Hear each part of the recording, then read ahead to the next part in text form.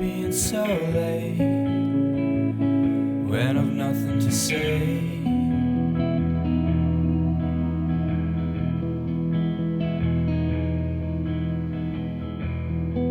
Here comes the break of day.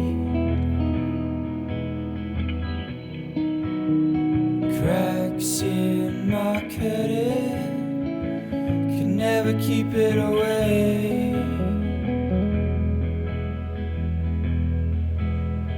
Feeling so rested, nearly insane. I know I can't eat my breakfast. Suppose my routine's to blame, but I'm far too young just to throw it away.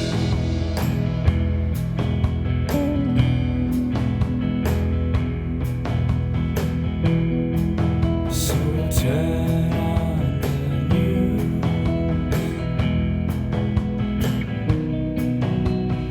Hell, was I thinking? Already know we're screwed.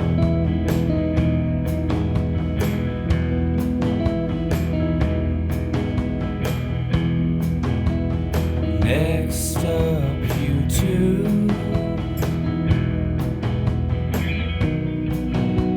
Radiohead, I knew I can count on you.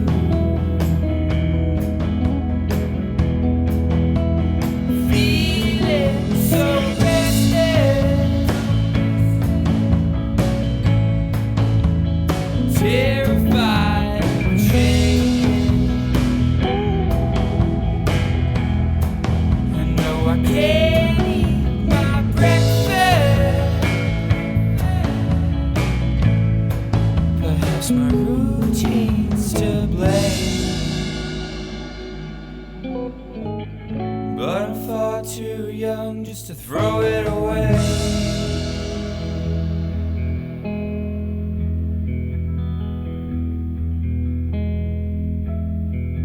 So I grab my guitar,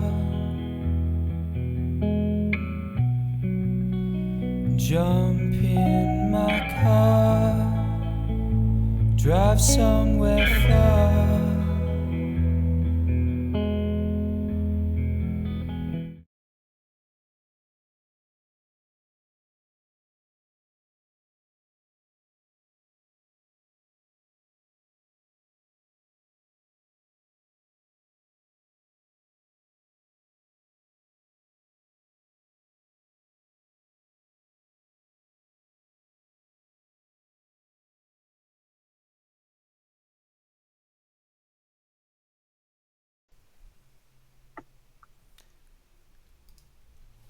Hey guys, how's it going? Going on? Hey Brendan.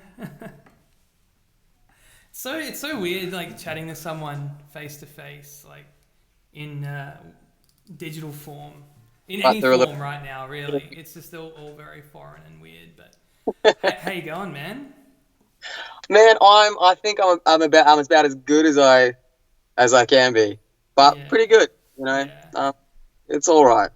yeah. No, I definitely feel you, man. It's it's weird. It's just like you know, it's one of those once in a lifetime things that you go through, and it's just bizarre. I think the whole thing is bizarre, and I think when we can look back and like I don't know, whenever the hell we can look back, eventually. um, yeah, who knows, man? Who knows what we'll think of this situation? But hey, we're here, right? At least we can still play music. That's the main thing. We've still got the music. Absolutely. And if this is the greatest challenge of our generation, like I think we got off pretty lucky. Yeah. I don't think we're out of the woods just yet. I think we got an interesting few decades to come. But Yeah, definitely, man. That and the price of Avo. They're the two most challenging, pressing things that we're facing. we never own a house, man. Mate, who needs house when you've got Avo, though? Exactly. I mean, that argument is fair enough, Yeah. really. Actually, a good segue into the whole stories from house arrest thing is inspiration and songwriting. I think something that a lot of us are either going really well with or really bad with at the moment. But it's like funny, like, you know, you never know where inspiration can come from. Like for me, like Avo, the price of Avo and housing was like the whole thing that, in fact, it was Avo itself that sparked the whole Millennial Blues song that I put out. It was Such a shit. It was literally just, you know, in Melbourne going to buy Avo, and it was just so ridiculously priced, like $17 for like a piece of bread with Avo, man. Like I don't get the cheese, you know. I just wanted Avo on toast, and that was just like, it was crazy. How can anyone afford a house when Avo is that expensive? So that's sort of what sparked the song. But you never know where inspiration comes from. It started from Avo on toast. Yeah. Mate, I've got some weird stories about where some of my songs come from. It's like, it's just bizarre sometimes. Like House Hunters International was the inspiration for Low Country. Have you ever seen that show? No, I don't. I've heard about it, I think. Mate, it's one of those terrible shows where people are looking for houses. They get 3 options, and then they. It kind of sounds like Escape to the Country. But you know, it's pretty much something like that. It's just weird, yeah, right. man. It's weird. But yeah, inspiration comes from very weird places. That's for sure. Yeah, no, man, I feel that on a nuclear level. Some of the stuff, where strange. I know your favorite, your favorite song of mine, "The People," that came from Searching for Sugar Man, actually. Oh, really? Yeah, Rodriguez fan. I watched that movie, and I think there's one of his songs where he talks about all the places he's been, and then I sort of like thought, oh man, there is so many different types of people, and then I took that and ran with it, with the idea of like, you know, we're all going through our trials and tribulations. Man, there's a songwriter in Rodriguez. He is fantastic. He's easily, I reckon, in my top 5 songwriters. Even though I don't know if it's a bit biased because you know, he's done 2 albums. Is that biased to have him in there, like off 2 albums? It's quality, right? Yeah. And it's quality. Like for me, it's like almost the holy trinity of songwriters for me. I mean, he's definitely in my top 5, but like in the similar vein would be like Bob Dylan, Leonard Cohen, Rodriguez. Yeah, man, me like too. Similar era and just timeless songs. Like Rodriguez had something special. Obviously, the story behind it is fascinating as well. But yeah, Cold Fact is a fantastic album. Man, it really is. I finally got it on vinyl the other day and spun it for the first time. Happy birthday, by the way, man. Pardon? Is that your birthday? Oh, it was an anniversary gift. Anniversary. Happy anniversary. Yeah. No. Very, very lucky. Shout out to Maddie for the Rodriguez vinyl.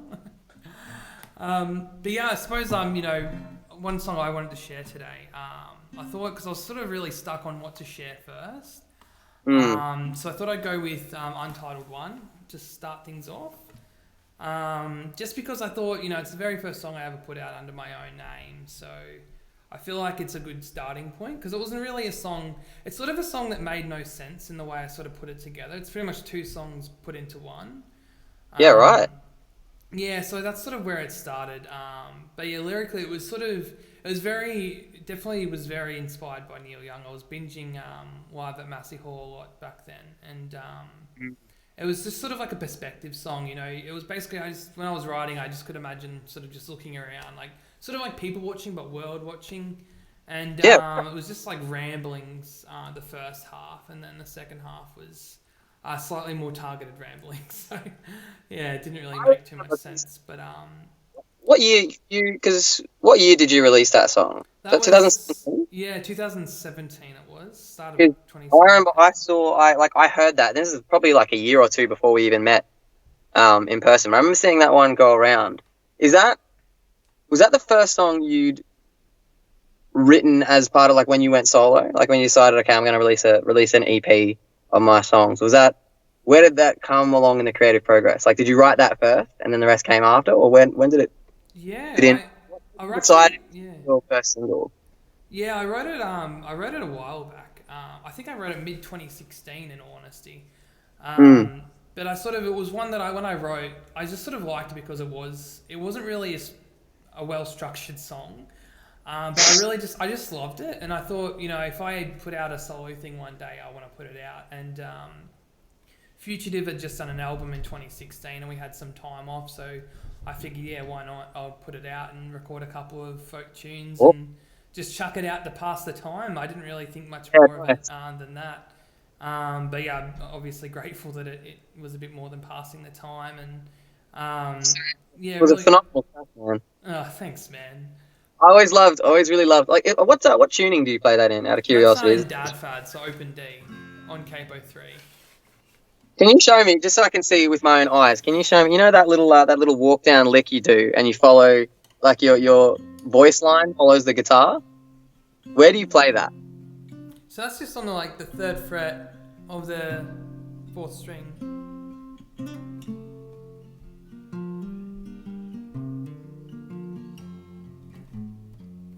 Yeah, it's just a nice little pattern. That's so good to see. Yeah, so I thought I'd start with that. I figured, first Stories from House Arrest event, may as well start with the first song I put out. So, yeah, I'll Love it. Get stuck in. Take it away, man.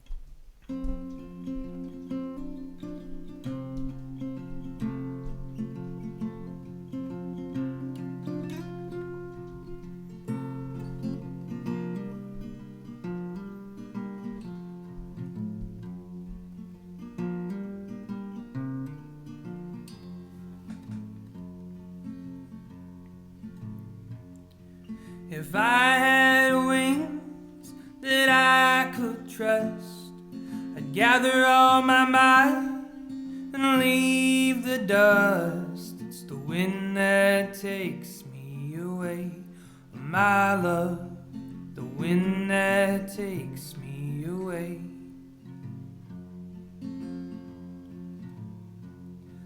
And maybe I see the bright blue skies, the grass-filled meadows, the leaves turning dry. So goes the hands of time at work. So goes the hands of time.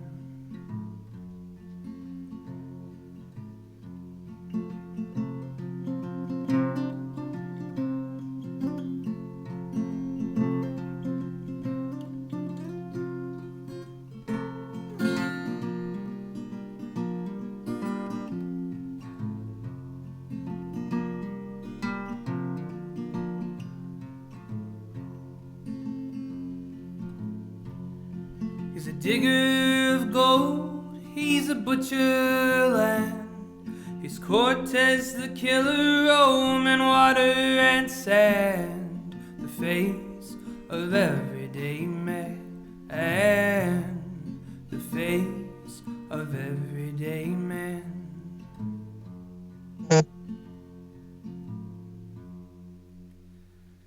And oh, I can see you. There's a hurricane in your hair. There's an angel on your shoulders. There's a devil in your stare. You don't need wings to fly. You don't need love to cry. You don't need a heart to realize. You need a soul to die. Oh, I can see you. There's a hurricane in your hair. There's an angel on your shoulders. There's a devil in your stare. You don't need wings to fly. You don't need love to cry. Or you don't need a heart to realize. You need a soul to die.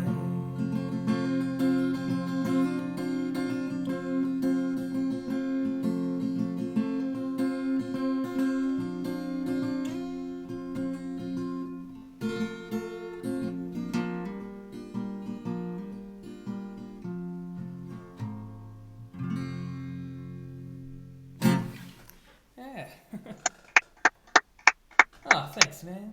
Beautiful, man. I know. Do you remember what that was like? Applause? Yeah, actually, I don't know if this is gonna work. I don't know if this will work.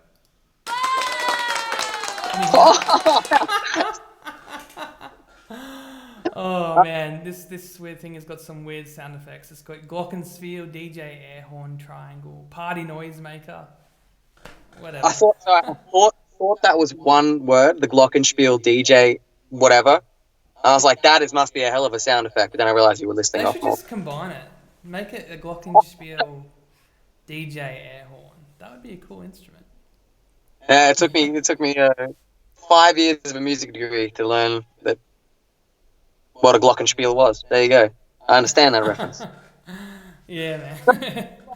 So yeah, that was yeah. Because that is like one thing that's always I've radiated towards your music is obviously your lyricism is fantastic. So run me through some of that stuff. Yeah, it's weird, man. Like I've been writing since I was a kid, not like songs or anything like that, but I've always sort of loved writing. Yeah. But yeah, with songwriting, it's a bit weird because obviously you've got to fit a whole lot into a short amount of time. So Yeah. it's yeah, it's a bit of a weird one.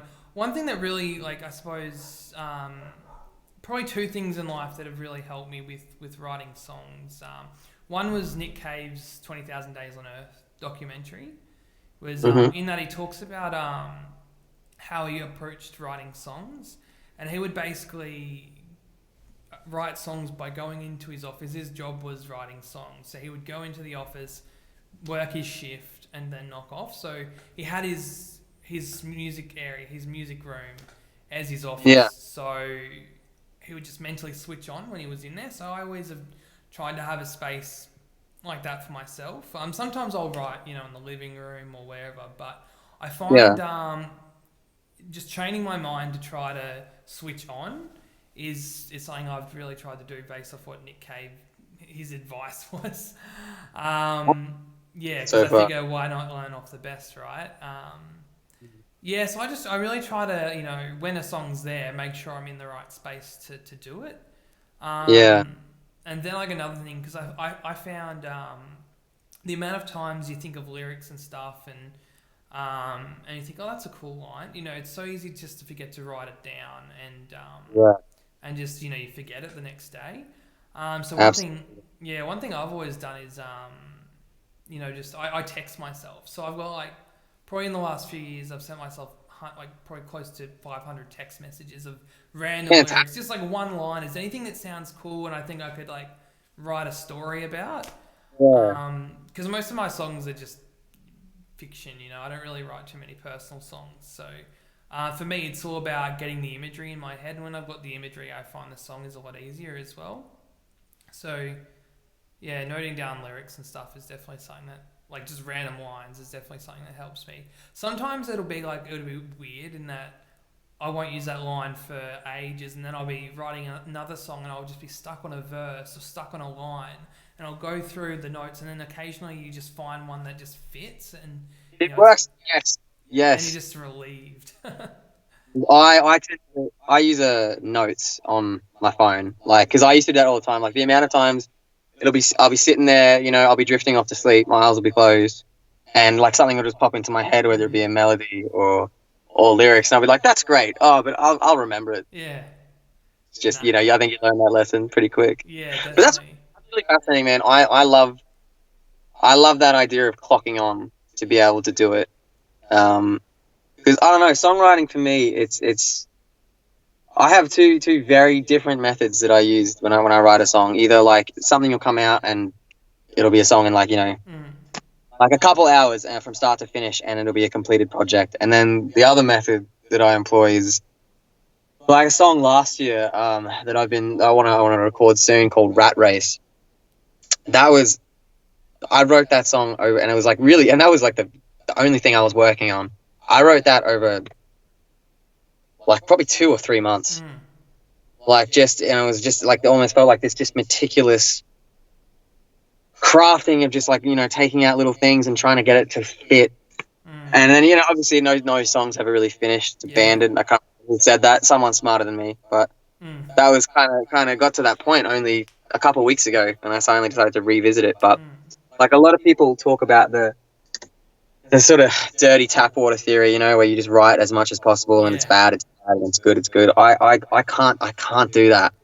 Yeah. And I wish, it's like, hard. I wish I, yeah, like if a song, like I might start writing something, and if I feel like it's going nowhere, it's in the bin. And it's like I've got the lyrics and ideas that I could maybe draw on in the future, which I've certainly done before. But I'm a very I'm a very slow writer, and unlike you, I think I'm and it's a something I've been trying to deal with as well. But like I'm a very very personal stuff. All the stuff is really grounded in anecdotal experiences that I've had, and feelings and emotions and points of time. So that's something I would love to be able to depersonalize it more, and just to be able to tell a story. But I feel like I've still got some work to do on that front. Yeah. Man, I'm just a complete opposite. I really struggle to write personal songs. Like, I get so stuck because I just feel like when I try, it gets way too soppy and crap, and then I honestly hate it, and then I just scrap it. Oh, I just man, can't do it. sometimes like it sucks when you're writing about yourself and it turns out to just be like a hot blast of cheese. I know.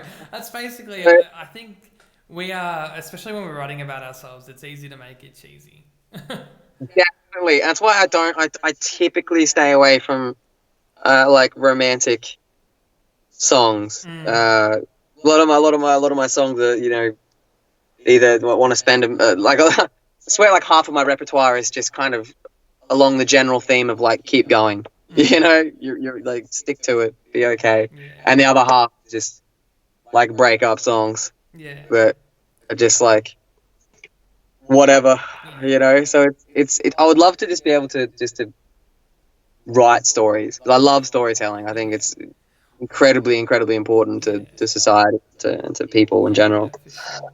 Um, That's what I like about your music, though. I really love your writing in that it feels really honest, and you know, I especially as well. Sometimes when you listen to, you know, American songwriters and stuff, it feels relevant to other people, but sometimes I listen to an American songwriter who has that same sort of quality, but I just won't relate to it as much because it's the other side of the world, and sometimes that's a good thing.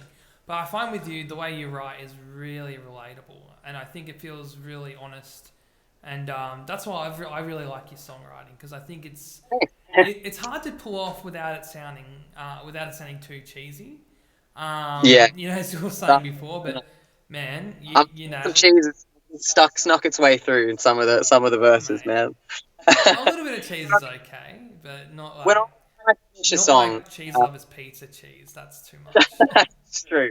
It's true. But like when I finish a song, it's really important to me that every line is true. Yeah. Like I know it's like, you know, I mean, I'll like all good stories, you know, deserve a bit of embellishment, but when I have to make sure, for whatever reason, I don't know what psychological thing is kicking up there that makes me stick to this theory. But yeah, I just have to make sure that every single line, I'll make sure, and it's like, does that represent this situation or this feeling authentically? And if it doesn't, it's gone. Yeah. Like that's obviously not always the case. Like I got like weird songs and weird lyrics everywhere, but like I try to make sure it's as authentic as possible. Yeah, for sure. When I release something, like it has to represent me as an individual and as an artist. Yeah, for sure, man. Well, what song are you gonna play? I'm keen to hear your song now. You've talked yourself up. I'm keen now. No, I thought I would play The People. Oh, really? Oh, mate. Yeah. I mean, it's a bit of a longer one, but But it's an absolute banger. So it Thanks, doesn't feel man. like you listen to it, and it doesn't feel like it goes that long. That's it. That's the sign of a good song.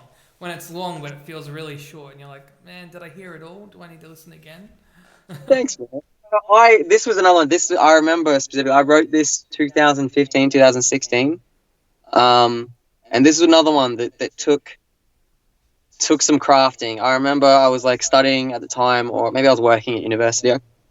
I can't remember, but it's like I'd watched Searching for Sugar Man, And like that was my first discovery of Rodriguez. Mm. And I remember this is back before I drove. I would be getting the bus every morning to go to uni, and I remember sitting there and with my notepad and just like crossing out lines and trying to get this one complete. Mm. So like I'm not a very complex guitarist. Like I'm typically like a 4-chord cowboy hero, but I try to bring out as much as I can out of those 4 chords and the lyrics. But anyway, I could ramble on forever, so I'll just start singing.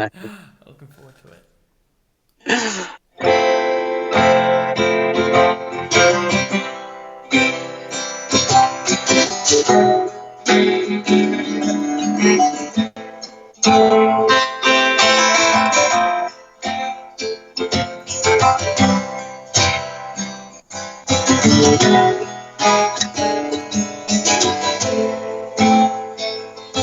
And we walking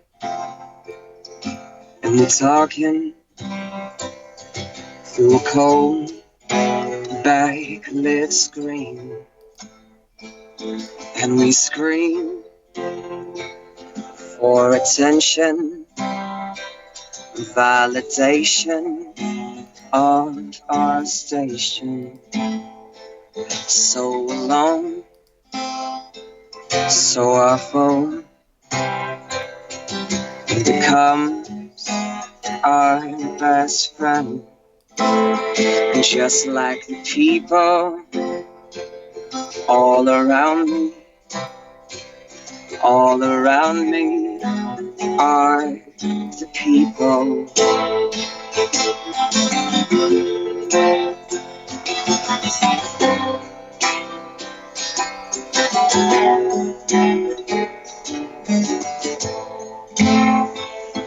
Hey you, what's your name? Are we different? Are we the same? Don't you feel love and pain? Don't you feel joy and shame? Me, I am hopeless. My only hope is lost in a dream. So I sleep with my eyes open, barely coping, 'cause I can't find the key. Just like the people all around me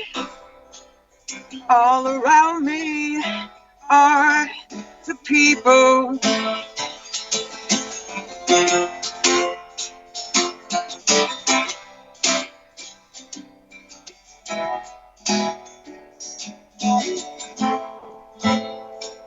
Do you remember when you were younger? Oh, how our eyes hungered for adventure and wonder, until time tore asunder. With a paycheck and a bank loan and a car and a cell phone. Just like the people all around me are the people.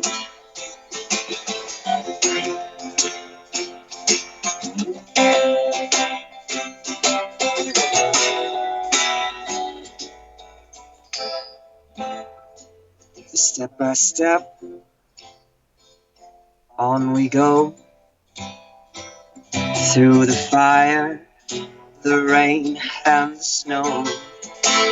March with the people all around me are the people.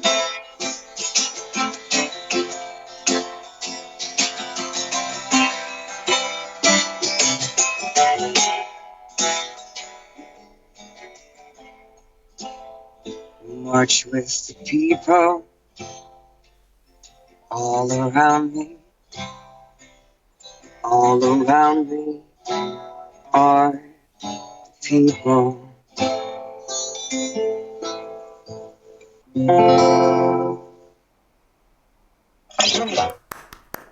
Hey, thanks, man.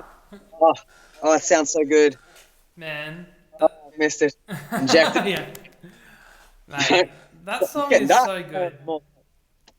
Oh, there we go. Might be able to see me a little better. Cool. Man, that song is seriously so good. When you played it live at when we played that soapbox gig, that was, man, that song just, you know when you hear a song and you just get hit in the face by it? That song punched me in the face, man. It was just so powerful. And you know what's funny? I think after you played it live, I think the next day I was like, I need to listen to this on Spotify, and I chucked it on. And one thing, it's actually amazing, like hearing, I suppose, like for me, I think you've gotten so confident as a performer and a singer since you heard the bootleg. Was it an album or EP? The bootleg. Yeah, no, that was a, well, I mean, I guess it was a long EP or a short album. It was 9 tracks. Yeah. Oh, that's an album. It was an eight album. songs makes an album these days, so. Well, there you go. So, yeah, I guess it was an album. I called it an album anyway. Yeah. It sounded cool. Yeah, no, it was a great album, but that song for me is just, that's like peak Brendan the Bard / Bard of Brunswick. I appreciate that, because it's always good when it's like, because that was a song that took some time to finish. But you were totally right, man. Like, look, here's the thing, and this is a big mistake. I mean, big mistake. I mean, it is what it is. I don't really lose sleep over it, but something I need to probably work on as I sort of progress through the next sort of decade of my career is like that song. I recorded Bootleg in 2016, and I didn't release it until January 2018. So like I'd put probably 500 gigs between that time. So that's like a lot of performing time, and I'd finished uni as well. So like I've never been like classically trained, and my uni degree was more focused around, like, I did a major in music, but it was more based around like music history and like sort of entry level theory designed towards, like, people to teach music at schools. So it wasn't like a focus like JMC or the Con or JMI, where people sort of get locked into learning more about the craft itself. So I picked up a little bit, and a lot of the knowledge I picked up was actually from from my peers. People who'd done it longer. Everyone would always have something different, and I think that's what I missed the most about studying. But I definitely made strides. I think a lot of that came from just performing more. I learned a little more about vocal technique in terms of like body mapping and breathing and sort of more appropriate techniques. I'm still not a very well disciplined singer by any means. I think I found I'm terrible at that stuff. I'm just horrible. I mean, people are like, oh, do you warm up? I'm like, oh. Yeah. My warm up is like a tea or some water or beer or some sort of liquid. Same. I mean, I try to, like, now I try to stay hydrated. At least I try to keep my vocal cords hydrated.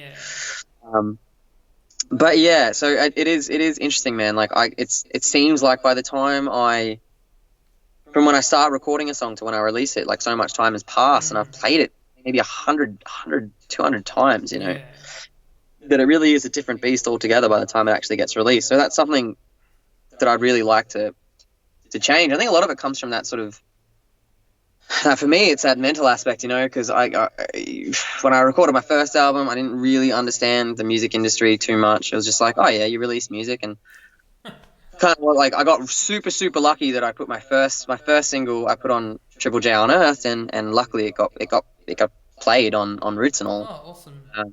Which was just pure luck. Like, people voted for it. It got visible on the Roots chart, and luckily got played. So I was like, this music stuff's a piece of cake. Look at me go. And then, of course, you learn more about sort of, PR and press releases and press kits and how that stuff sort of works. And that is definitely my weakest aspect of music. I just love to get in front of people and play the songs. Like, but long before I was a musician, I was a little attention-seeking performer. And you're And good then, at like, it, man. So you should be. thanks, man. I appreciate it. I mean, it's always a wild trip, like, because I'm a full-time cover artist. That's my day job. That funds my original career, I guess. So it's weird. Like, whenever I sing Kryptonite by Three Doors Down, I like distinctly remember like putting on shows for my family where I'd have like a microphone and I would just mime the whole thing. Oh, that's And awesome.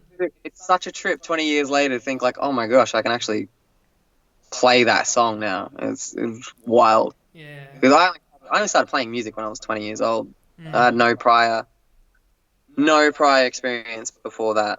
And luckily I was just in the right place at the right time and was surrounded by the right people. Yeah. Be like, hey, you know, you might have something there, man. And I was like, oh, cool. Yeah. Oh, that's great, man. Yeah. Well, So you said you've been writing since you were a kid, man. When did you start writing songs? oh man, I've been writing songs since I was, God, I would have been I think 14. I started writing songs. They were really horrible songs. I bet, but that's awesome though. To start knocking them out that early. That's rad, man. Yeah, well, it was almost forced in the sense that like my mates wanted to play music and they're like, oh, can you write a song? I was like, oh, I don't know, I don't think so. I could barely play chords, man, back then. I'm all self-taught, so it took me a long time to get from like A to B. Like in terms of like, yeah, I was really bad at guitar for the longest time. I'm still not very good. I'm just average. I like to be very strongly average at guitar. I think that's a good place to be, man. I want to just sail through like journeyman, intermediate. Yeah. Like, you know, I'm never gonna be a master guitarist. I don't think I've got the patience. I know. I just focus on songwriting. That's my thing. Oh, yeah, that should be the focus, man. Because 3 chords or 100 chords, man. A good song is a good song, Yeah, and I think exactly, man. for me personally, like even when I was growing up and I was really into like punk rock as a teenager, and then before that, luckily my dad was actually earliest musical memory is Traveling Wilbury. So like, oh, nice. props to my old man for that, because that was that was a massive introduction to a bunch of really really gifted songwriters and artists in their own right, including Bob Dylan. Yeah. How old were you when that was, sorry? Oh, like 3 or 4. I just remember like road trips and like Tweeter and the Monkey Man was my favorite. What a tune. Yeah, and that was Bobby D at his Bobby Best. Yeah. So like, man, it's funny. My dad introduced me to Bob Dylan when I was a kid, and I hated it. I thought, man, this guy's got the most grouchy voice. Oh, what is he even singing about? Why is he playing the harmonica? Who is this tambourine man? I have never been to Maggie's farm. Why would I care? You know. Just it wasn't until I was like 16 and I started listening to Dylan again that I was like, crap, this guy he's songwriting god. Now I've got him like literally on every wall in the music room. Yeah, I know you're a big Bobby D fan, man. Especially when I was like, I think when I rediscovered Bob Dylan, I realized how bad my songwriting was at like 16, 17. Because I was like, man, this is like such a sweet little love song. Yeah, man, this is actually not too bad. And then I listened to Bob Dylan again and I was like, man, this sucks. What am I doing? Why can't I write better than this garbage? And that's a hard mindset to get out of as well. Mate, it was really tricky. But, hey, what can you do? But, yeah, I thought the next song I would share, I wanted to actually share because based on what we were talking about before, about how when you start a song and then you just scrap it. And sometimes, like, have you ever started a song where you, like, it started on a really good direction, like, these lyrics are actually really good, but then you just get completely stuck, the music doesn't make sense, and you just trash it? Oh, yeah, countless times. Man, and nothing for me, I hate it when it actually looks like it's got potential, and it's sounding cool, and then you just can't get a chorus, nothing's working, and I just agree with it. And I used to have that problem a lot. I mean, I still have that problem now, but I'm more accepting of it. But yeah, when I was doing the first EP, I wrote a song called An Unwritten Song, and that was basically about. It looked like the cops flashing you then. That was a bus passing by. Yeah, I sort of wrote unwritten song about the whole process of writing, and then having to just let go of whatever you're working on, even though if you don't want to, but it's just not working, and it would just Cool. frustrate me, you know? Mm. Yeah. So I was like, I totally understand. That's why I don't think you should ever throw anything away, right? yeah. It's like even if you're getting that there has been songs where I'll shelve them for years and then come back to them, and maybe it'll be the inspiration. Maybe I'm just a better songwriter or performer, or I've listened to something inspiring recently. But you suddenly have it, you know. It's like it clicks. It's like oh my god, like now I've got the verses. Yeah, yeah. Well, I've still got all my old. Thankfully, I was smart enough back then to save my stuff too. So I've got all the old lyrics and stuff saved. Some of them are just saved on like one massive Word document. So then I just have to scroll through to find. Oh, what have I saved it here? It's one long song. Man. Yeah, but yeah. So I sort of wrote this song about writing songs and having them scrapped. So I thought that was a good one there. A good song to share after our little conversation before. So Yeah, awesome, man. Play it for me.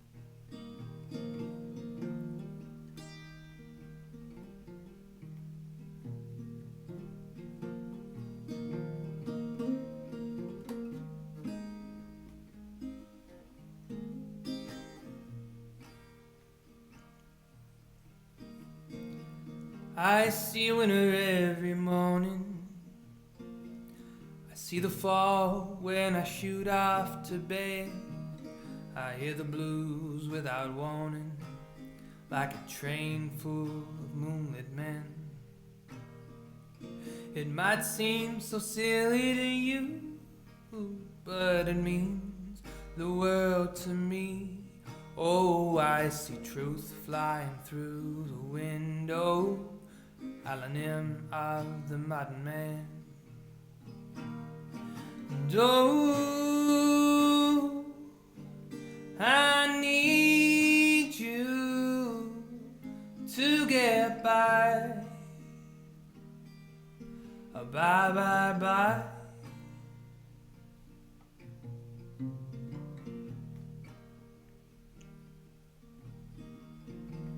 How it feels like a hearse, the first verse of an unwritten song. You mourn for weeks and months and leave it dead and gone. Such is the life of a poet, achieved so little over such a long time, but his words won't be forgotten as long as people feel the same as you and I. Oh, I need you to get by. Bye, bye, bye.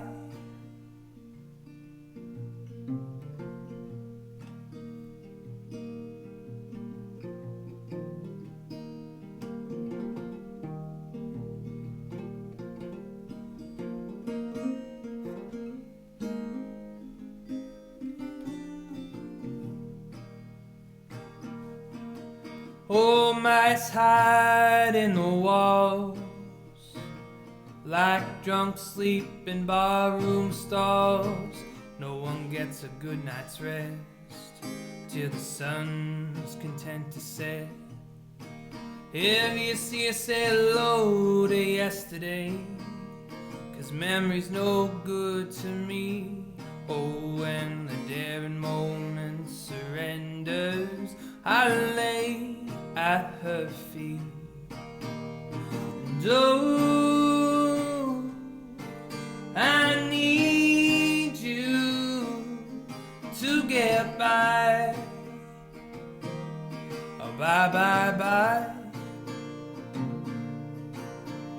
And down below the Celtic twilight, I'll light the fire.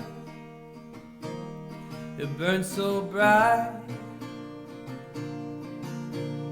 And won't you tell me, little dreamer, the vision sail of life, love, and hell.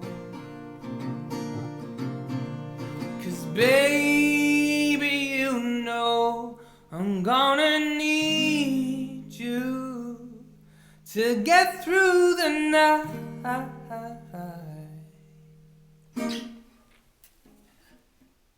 Yeah. Oh, Mr. Merrick. Thanks, man.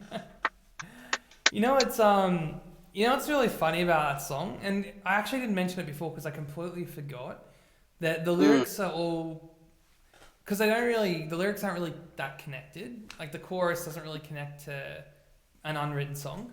But then I remembered that I pretty much with this song, or I think 2 of the verses out of the 3 were lyrics that I'd written previously and that I didn't know what to do with, that I'd put into the song. And they just And they just fit. And I sort of, kind of think of it. I'm sure that's what I did, which made it even more ironic. I love, not to blow smoke, but I love your use of metaphor. That's something that I do by accident, but there are some songwriters that are just really natural, I feel like, with their use of metaphor, and I think you're one of them, man. It's phenomenal. I just hide behind metaphors, man. I just hide. Man. The songs are deeply personal, but they're not all fictional. Impenetrable shield of metaphors, man. That's you crafted yourself with a blacksmith hammer. That's incredible, man. I love it. I love thanks, it. Man. Yeah, it's just one thing. I think it's probably because I used to write a lot of fiction when I was a kid. Yeah. Right. Yeah. Okay. So I think maybe it could be, because I wrote a lot of fiction when I was writing songs. It was actually at first I tried to write more personal songs, but then they were really crap. And then I sort of thought, okay, I need to put it into story form. And they were still bad, but I felt more comfortable. At least it's not around. It doesn't sound bad about my life. It's just the story then. So it's a bad story, I mean, it does, and just from personal experience, like it does add, I guess, like an extra layer of vulnerability when it is a personal story, or like about, a time and a place or a relationship or something that's happened. Like it is, it's like that's something out there. It's not just inspiration. It's like actually sort of happened. And I think it's someone, I can't remember who used this, but it's kind of like there's a metaphor about performing or songwriting that's like, playing these songs on stages.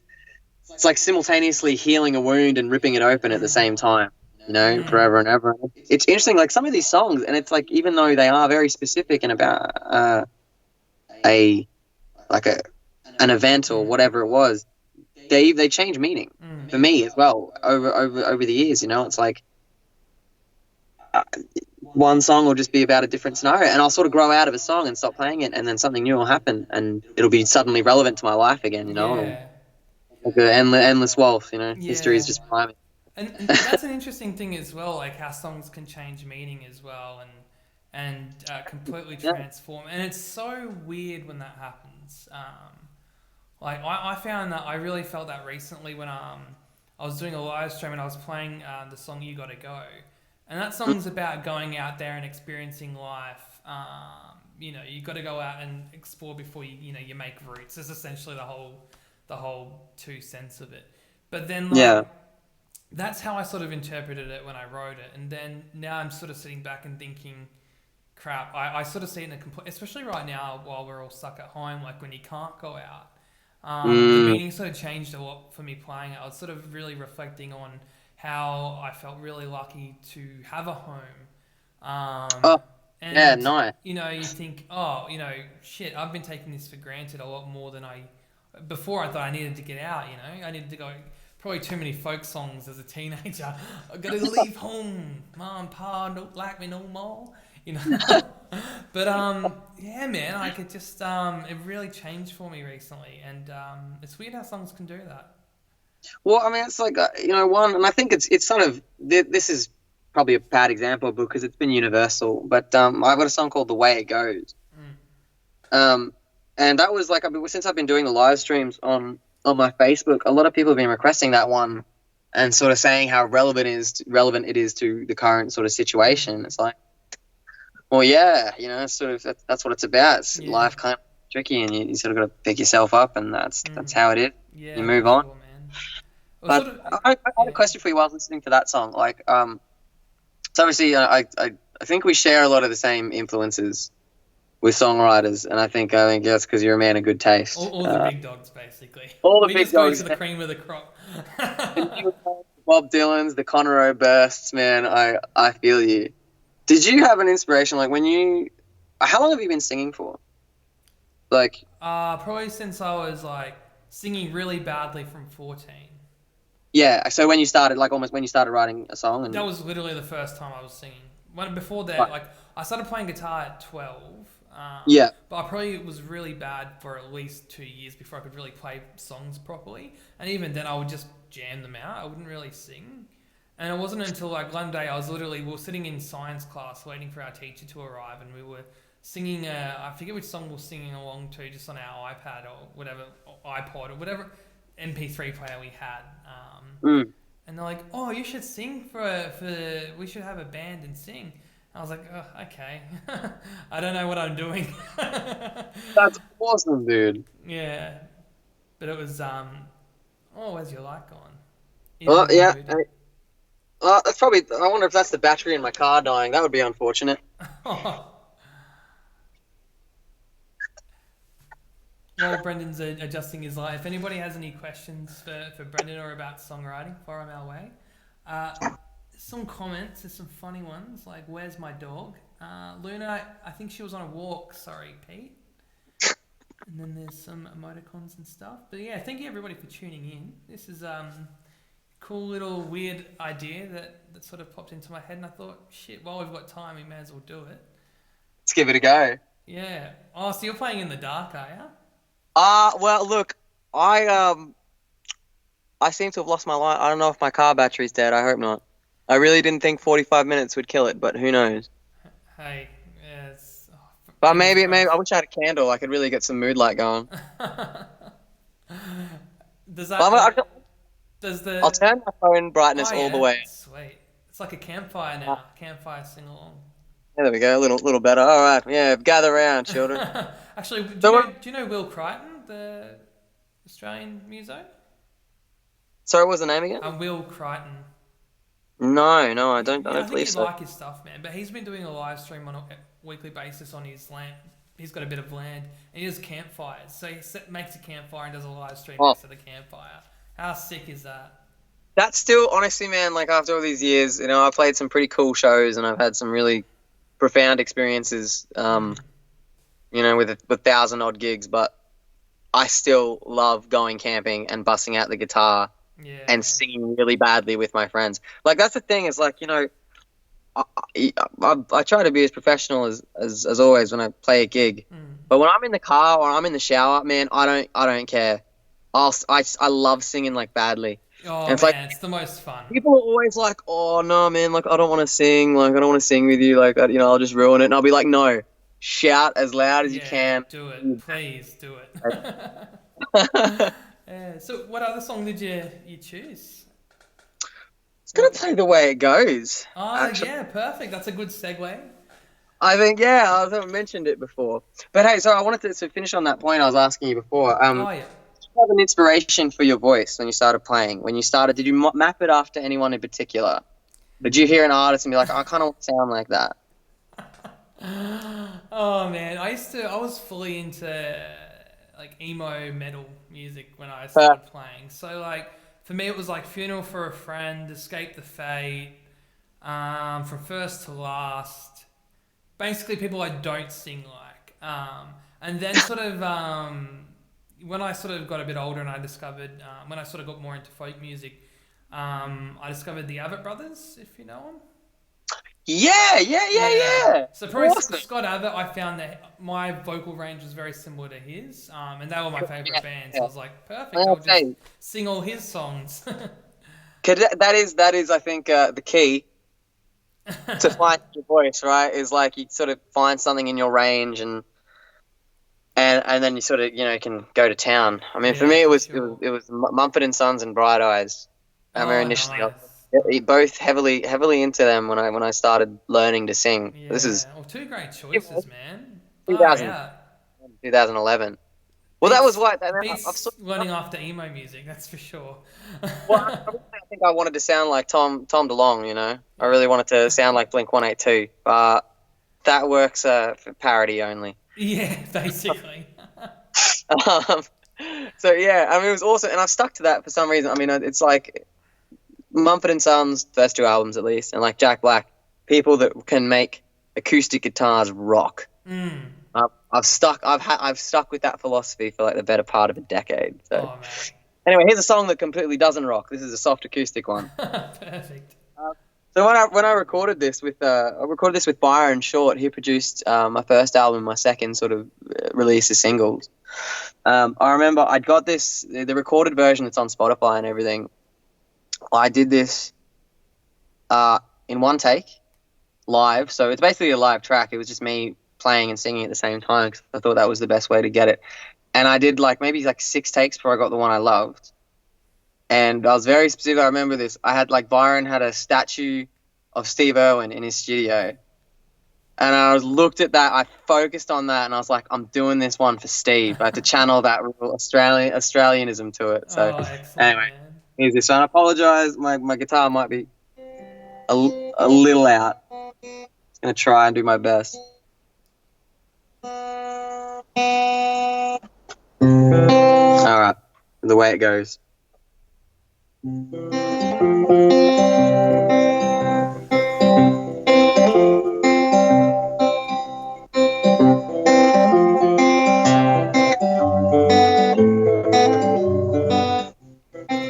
I'm sorry, I'm going to get right back into it, but I got to fix this low E string or it's going to be a problem for me. No, that's all good.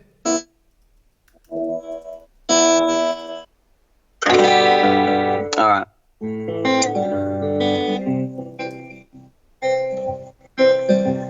I watched a little spider build his web, waiting for a meal to catch, but instead the gecko rolled up and ate the spider up.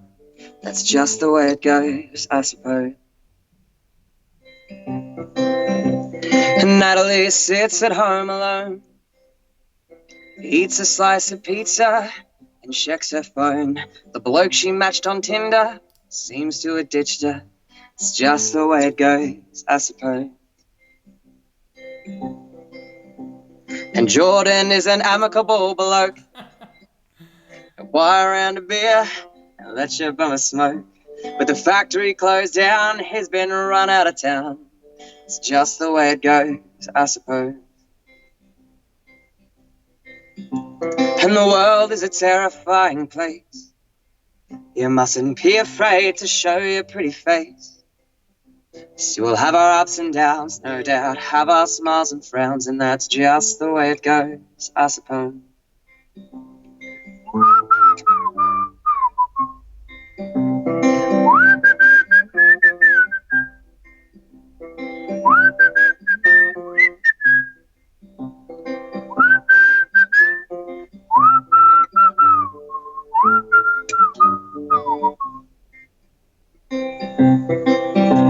And the old man surveyed his neighborhood, where he was raised in childhood. The park he used to play, townhouses are on the way, but hey, that's just the way it goes, I suppose. Little girl wanted some ice cream. They're out of chocolate flavor, so it seemed. She cried and she cried. Her mother just sighed. She said, it's just the way it goes, I suppose. And the world is a terrifying place. You mustn't be afraid to show your pretty face. See, we'll have our ups and downs, no doubt, have our smiles and frowns, and that's just the way it goes, I suppose.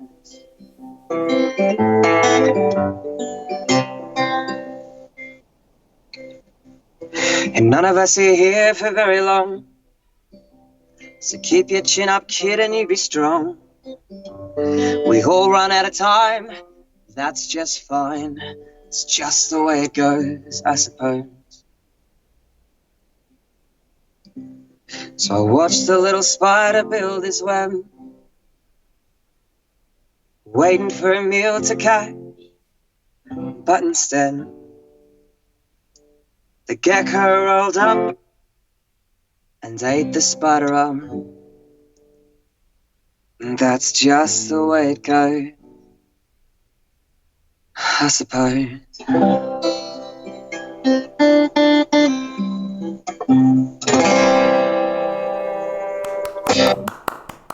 Thanks, man.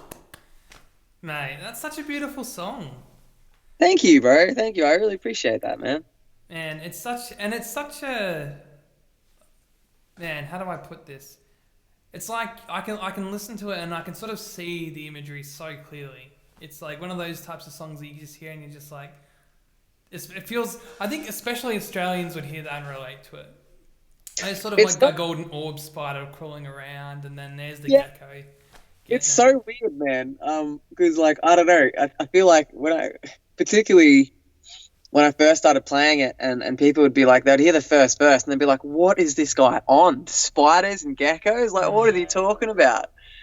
And then they'd hear the second verse, and always that Tinder line would always get a laugh. Yeah, that was great.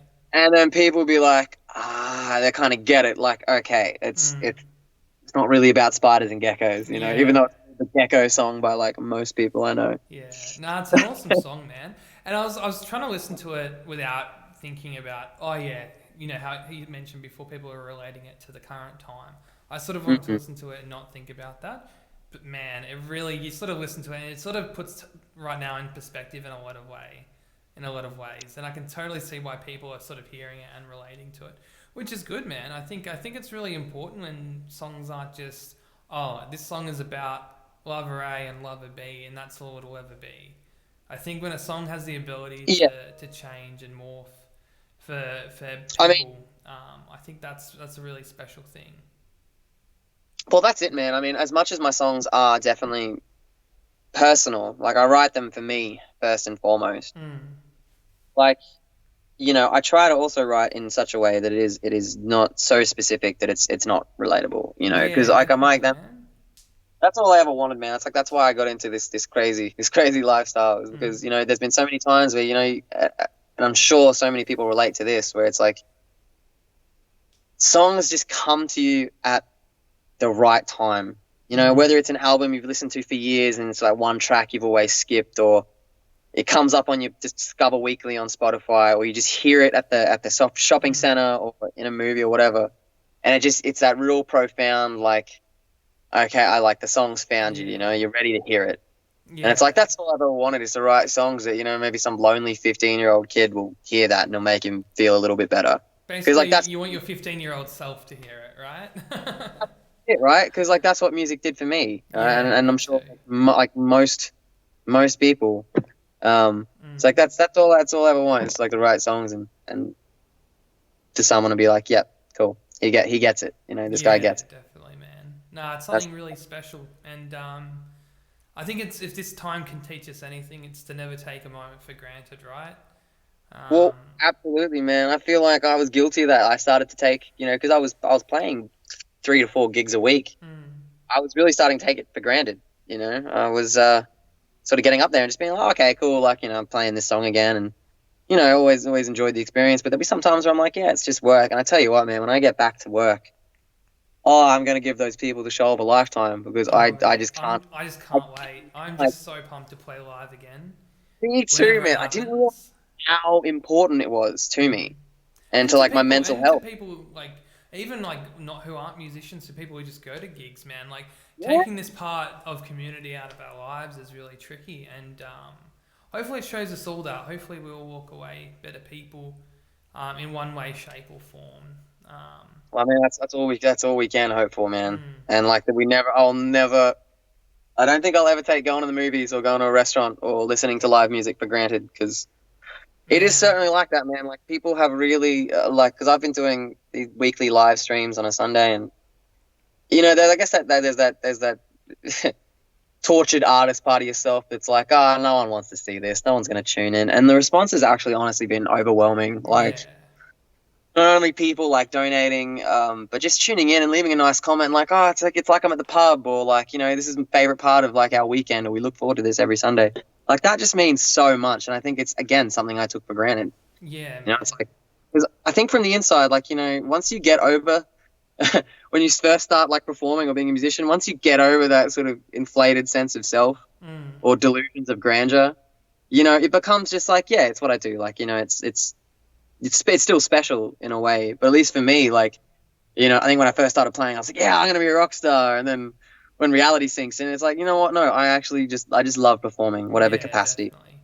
whether it's 6 people or 600. It's like I love this. Yeah, definitely. I And I think, think yeah, even like with these live streams, like I've seriously, it's amazing how even though you feel so separated, and even if you don't have heaps of people watching, sometimes you might find that a few people who sometimes I'll just jump on Instagram live just because I feel like playing, and I'm like, well, I may as well just play with people, and yeah, totally.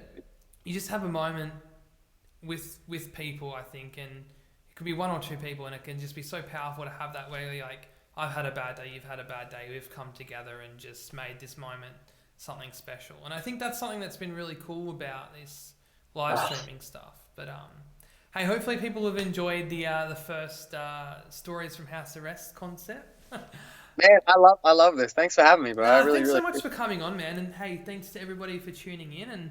And hey, Chris, Trina, Tracy. Hey, Tracy. Tracy's awesome. Everybody, if you don't know legend. Tracy, good call live. Check it out. She's a legend. But hey, Brendan, thanks so much for coming on, man, and being the first person up, because who knows how this is going to go. My camera actually died before, but I've got my webcam set up as well. So it just looks like I've just swapped sides. So Dude. Well, yeah. thank you so much for having me, man, and thanks for letting me pick your brain about your process. Yeah, Like, hey, it always thanks for fascinates. sharing yours too, man. It's also, I think it's good as well, like with talking to you, and because although we sort of write a bit differently, I think it's always good to have someone else who's not exactly like you, to talk about music with, because it's like, oh yeah, what do you do? How do you do it? Where does this come from? And I've loved that part, like when we chat about, like, when we send each other material we haven't released yet. I love getting feedback, because I think, it's good when you get to that stage where it's like, cool, I can handle it. When you can handle feedback on a song, and you really are looking to make something better, because that's other musicians is 100% credit for the musician I am today. Yeah, definitely. I would be nowhere without feedback and peers and asking questions and all that. So I've always very much appreciated that about our friendship, that we can bounce stuff off like this. So thanks so much, even though I'm sitting in a dark car in my backyard. Mate, when you play that last song as well, I feel like the dark car, I feel like you did it purposely. You just like, this is going to be super moody. I'm gonna just disconnect the battery from my car, and Man, it was awesome, man. It was perfect. If I drive home, then I'll be in trouble, but we'll see how we go. Yeah, well, thanks again, man, and we'll definitely, when this all comes down, we'll have to play a show together. I would love to play another show, man. I think this time let's play an acoustic showcase, I reckon. Let's do it. And go see the Lions play. Yeah, definitely. Footy in tunes. Let's do it. My boys. Well, thanks again, man. And thanks again, everybody, for tuning in. You guys are awesome. And let us know what you think. If you have anything that you'd like us, I suppose, for the next one to happen, if there's any advice you guys have got.